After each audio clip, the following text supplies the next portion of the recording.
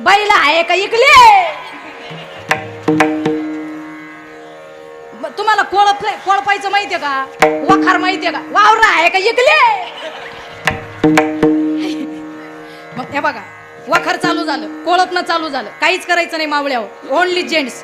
बायांना सांगितलं भजन आता तुम्हाला सांगते, वेळ व्हायला घालायचा नाही, टाइम कमी. काय करायचं? आऊत झुपलं, इकडून जाता जाता बैल आबा हात गुतले कासऱ्याला, तुम्ही टाळी वाजू शकत नाही. बैल जाती ना संपतरावच्या वावरात पडून, म्हणजे आलं ते आपल्याकडे भांडायला. मग टाळीचा विषय संपला, टाळीचा विषय संपला.